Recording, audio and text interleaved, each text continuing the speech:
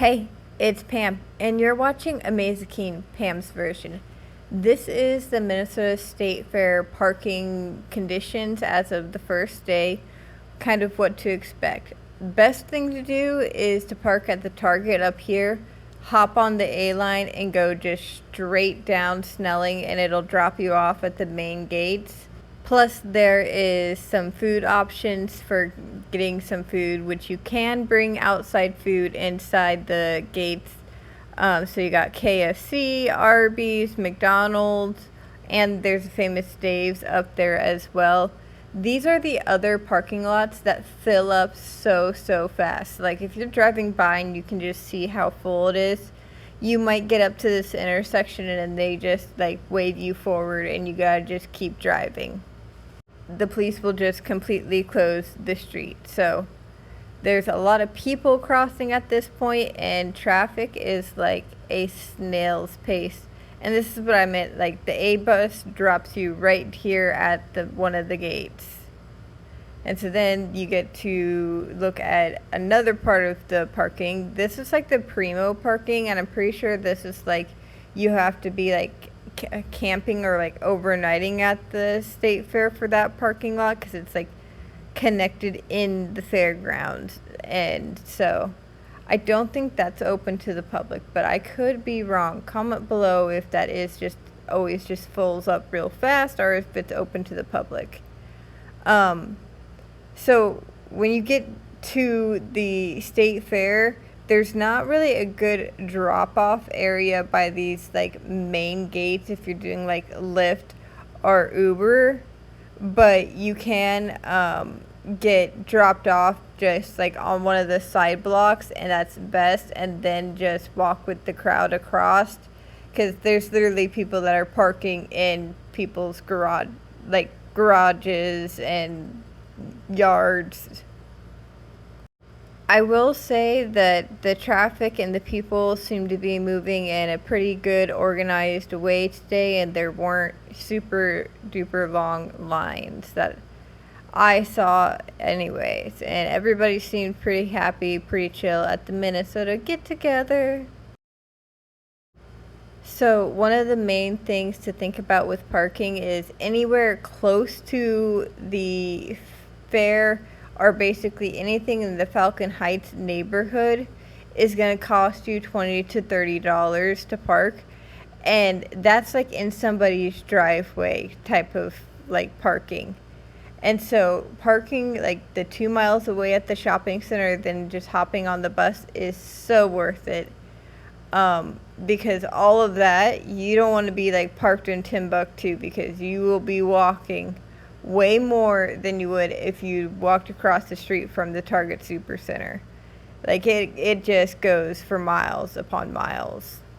The city traffic wise and like even foot traffic wise just becomes a nightmare around the Falcon Heights neighborhood, and just cell phone reception is also just not good there. So it's best to kind of like look at the maps ahead of time or screenshot the blocks surrounding like that main gate area, because that's where you're going to be driving around trying to figure out how to get back to the main road and driving in circles, unless you just park up at the Super Target and take the bus down. See, right there, $30, and you're parking on the street.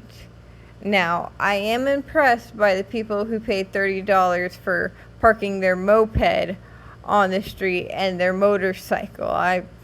I'm like, $30 for that kind of parking seems rather expensive. So this is the 2026. This is the first day of the fair. This is what traffic is looking like, and this is what parking is looking like.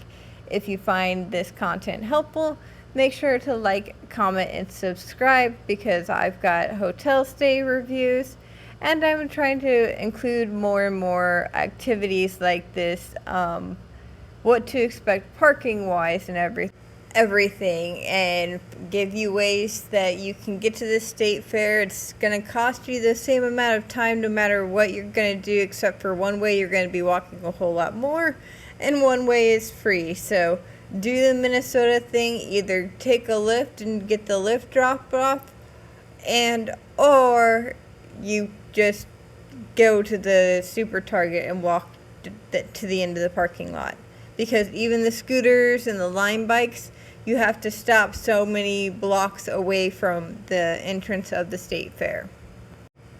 And now I will just show you guys the chaos that was surrounding the fairgrounds. It's just so much to do, so much traffic, people, and then the big catering buses dropping people off from like park and rides. So this street is like super, super packed full of things to do before you even get into the state fair. And now we're just into the neighborhood Primo El Primo parking that people will charge a ton of money for, and they make bank every year. But I'm gonna go ahead and let you enjoy this drive-through and maybe plan ahead, knowing like just how busy and far back the parking was yesterday is just a precedent or a sneak peek at what you could expect going forward.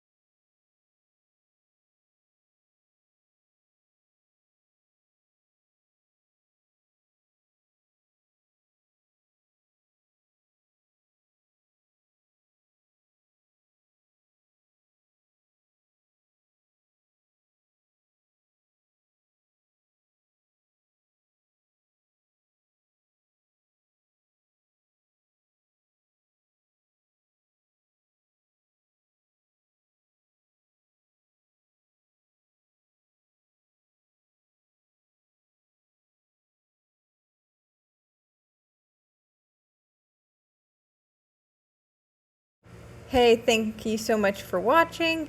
If you guys find this content helpful, make sure to subscribe and drop me a comment. Where are you visiting the state fair from? And give this video a like. It's free for you to do, but it sure helps me a lot as a creator and helps push this type of video out for everyone to know, so that we all save a little bit of time and hassle with parking, so that you're not walking through, well, this, and you've paid more for your parking than your actual ticket into the state fair. I'll be catching you guys on the next video.